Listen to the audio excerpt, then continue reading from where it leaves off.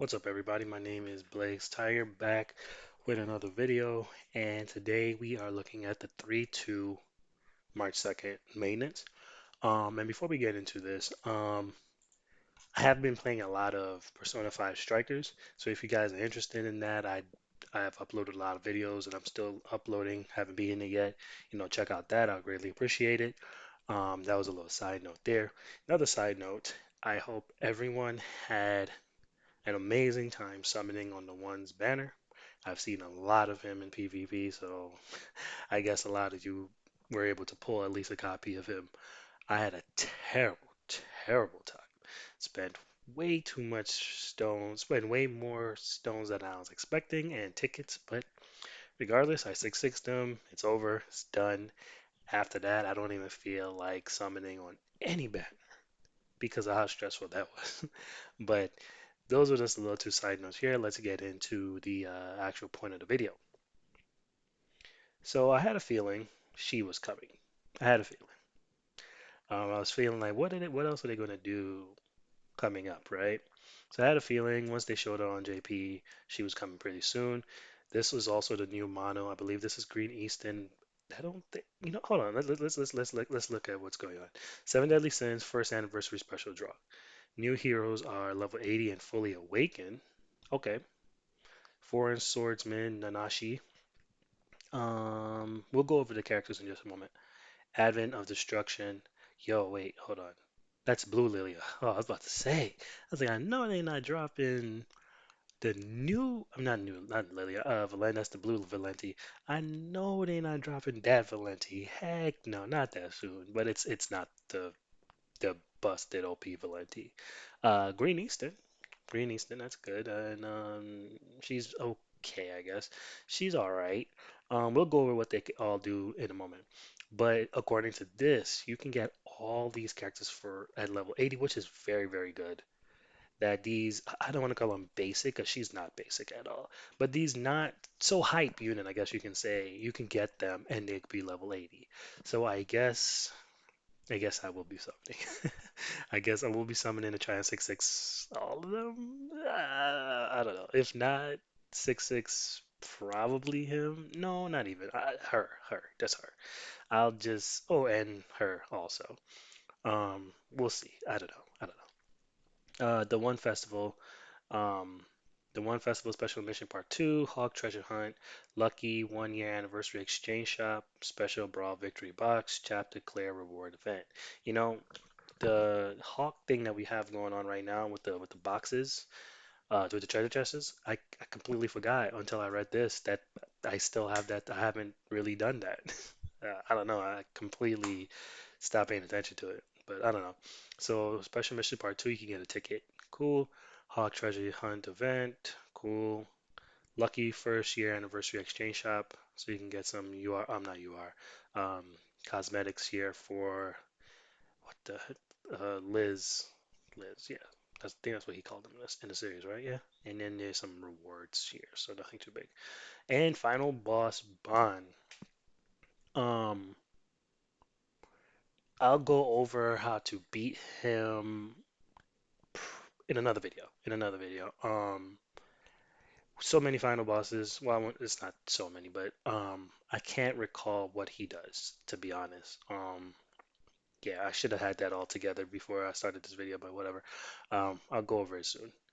Face against final boss Bond and Lane at the Temple of Belliness. I don't know.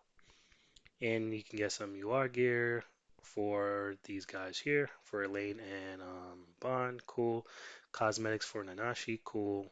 New weapon and cosmetics items for Dairy Area of Purity.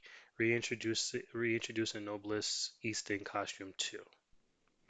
So we all know what we all see in RNJP, right? So no really reason to go over that. Ticket bundles. Um, yeah, I will most likely be summoning. I'll be most likely summoning, so see how that goes. Hopefully I have good luck. We'll see. And the Diamond Step Up bundle is coming back, which I love this a lot. Um, so here's some changes here. The Spirit Skill Balance Adjustment. So it's inflicts despair damage equal to 100%. Now it goes up to 130.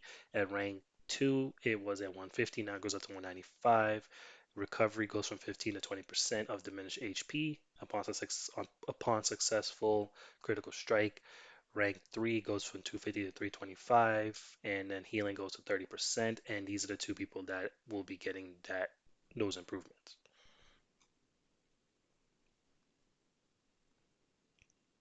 All right, so there's some more improvements. If you guys want to take a look at that, that's good. The knighthood boss will be changing. Cool. 12 new titles will be added to the game. Cool. Engravings for these two, and these are stuff that are ending. So it's a nice little thing that they're bringing to finish off the anniversary. I like this. I actually really like this banner.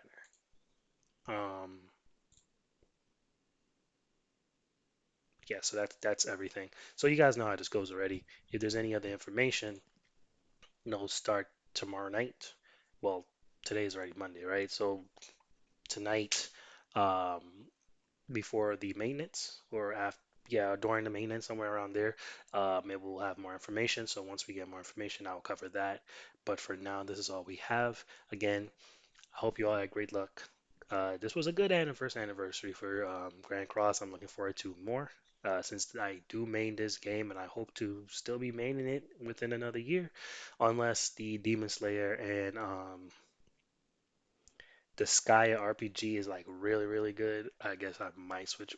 We'll just have to wait and see. But I'm really looking forward to the Skya and Demon Slayer games, gotcha games. So we'll wait and see. When they come out and how good they will be. But that's all I have for this one, guys. If you enjoyed the video, don't forget. Oh, you know what? No, we're not done. I apologize. We need to go over the characters. I'm sorry about that. Okay. Nanashi's first on the list, right? So let's go over Nanashi. He's blue. I mean, he's a blue unit.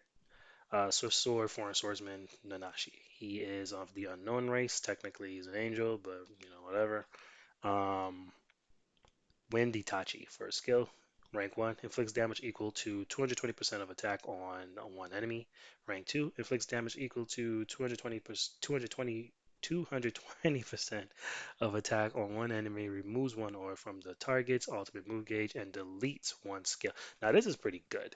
Now, if this was part of his rank 1 skills, this would make this attack really OP in my not I won't say OP, but make it extra good, right? Because here at rank 1 you can remove one orb. At rank 2 it can still stay at one orb, but then you have this effect here which deletes two cards. So I wish they would have just did that. Rank 3 inflicts damage equal to 330% of attack on one enemy, removes two orbs, and deletes two cards. Cool. Second skill, Sound of Thunder. Rank 1 inflicts Despair. Recovers 15% of diminished HP upon successful critical strike. Damage equal to 130% of attack on all enemies. Damage goes up to 195 in rank 2. Rank 3 goes up to 325. Uh, Ultimate Red Leave Slash inflicts amplify damage dealt 30% per active buff on self. 630% of attack on one enemy. Now let's look at his passive. Lost power. At the start of allies' turn, increases the max HP critical resistance and crit defense of allies with two or less skill cards by 20% for one turn. And for once per turn when attacked, reduce the ultimate move gauge of the attacking enemy by one orb. Now his passive is actually really good, right? It's just his card in a whole isn't the best. He has a 50% chance to crit that will go up with, gear and, his cosmetics and all that stuff like that. Um, his crit damage is 150, could be higher. He has 10% life steal and stuff like that. 105% chance percent recovery, that's good. But he's not the best, He's not terrible, but he's not the best. Who is next? Who is next? Mono. I was really disappointed here because I was thinking that the other versions of the disasters would be better cards, but she's this one that she's still not it. I'm hoping that eventually she'll get another one and she'll be better, but Yeah, I was really disappointed with this one. She's a blue unit. She is the human race.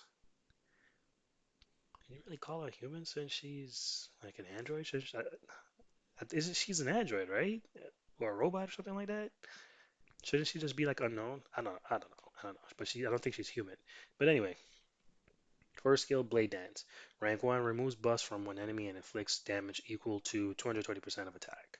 Rank 2 removes buffs from one enemy and inflicts damage equal to 300% of attack. Rank 3 cancels buff and stance on one enemy and inflicts damage equal to 400%. Uh, cool. Shadow Cut, second skill, inflicts damage equal to 120% of attack on all enemies. Rank 2 damage stays at 120%, but it prevents ultimate move gauge from filling for one turn. Rank 3 damage goes up to 180%, prevents ultimate move gauge from filling for two turns. Ultimate's the same thing, Endless Pain. Passive timing of Assassination increases the hero's damage dealt by 30% per ultimate move gauge or the enemies have when attacking. So, if I remember correctly, this is kind of like Green King's passive, where with the more orbs he get, the more chances he'll have to crit. So this is kind of like that. So that's her. Again, really disappointed in that. Valenti. Now, if I remember correctly, this Valenti is not good at all.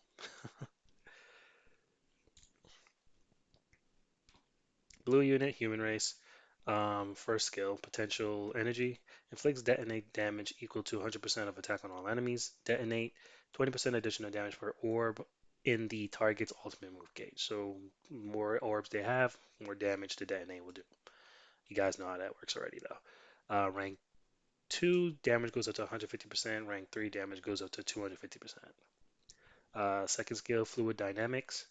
Inflicts damage equal to 180% of attack on one enemy. Prevents ultimate move gauge from filling up for one turn.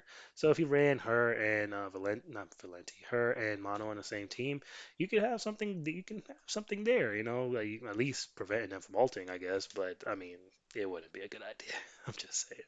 Uh, rank 2, um, damage goes up to 270%. Rank 3, damage goes up to 450%, prevents ultimate move gauge from filling for two turns. Ult's the same thing.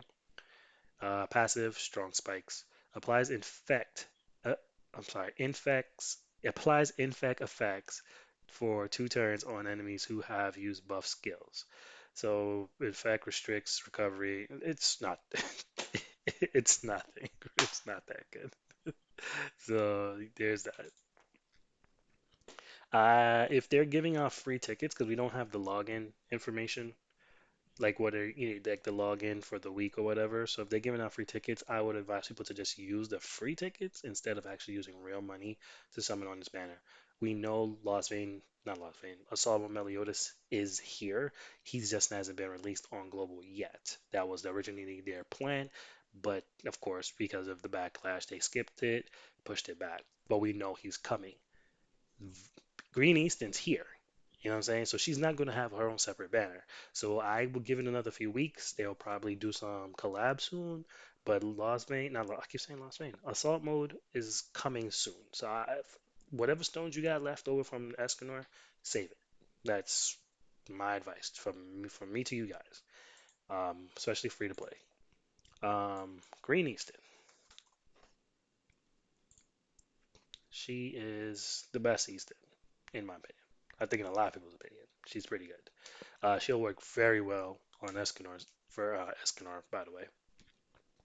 Um, Human race, green unit, inflicts weak point damage equal to 120% of attack on one enemy. Weak point 3 times damage against debuff enemies. Um, Rank 2, damage goes up to 180%. Rank 3 goes up to 300%.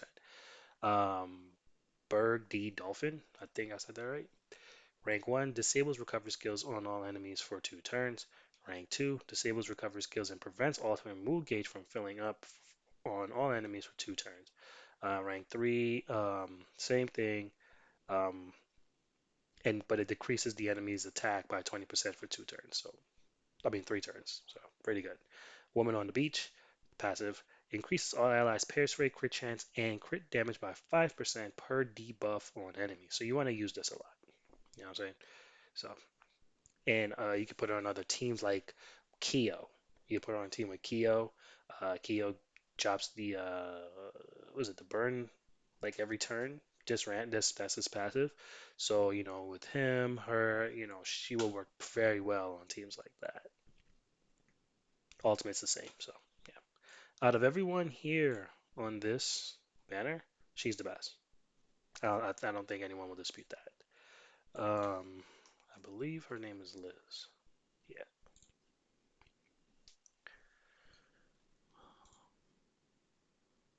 Okay.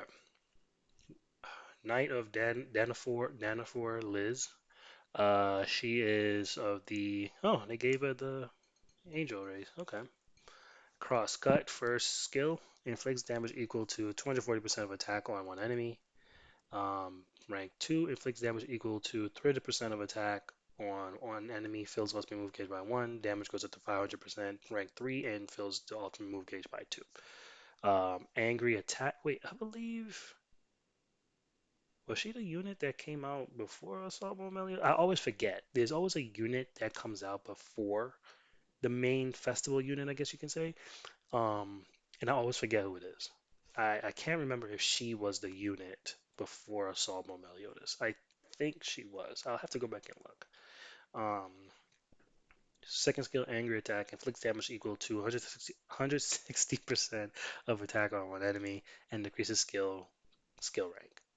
Inflicts damage equal to 210% of attack on one enemy, decreases skill rank.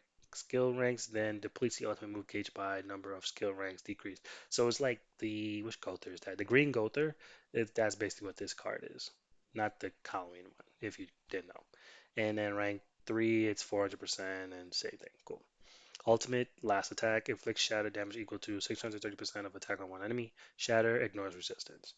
Um, quick to get familiar. That's the passive. Ranks up the skill cards of allies at the start of the turn in deathmatch if allies are all HP attributes. Applies when entering battle limit once. So it only works in death battle. She does not work in PvP. I mean, I guess you could try and find a team for her, but her passive only applies for deathmatch. So there's that. All right, one more unit, and that's this lady right here. I did not mean to go there. Okay, hold on. I spelled that wrong. I spelled it wrong again. I don't know. I cannot spell her name apparently, and she's one of my favorites. DER, sorry. Okay, it's this one. Okay. All right, so this is the Valentine's Day unit that just came out on JP. They're dropping her early, which I expected they were. They kind of did the same thing with Green Halloween Gother, so I didn't see the reason why they wouldn't do it with her. And she's not that big of a character anyway, so I mean, there was really no point in holding her back.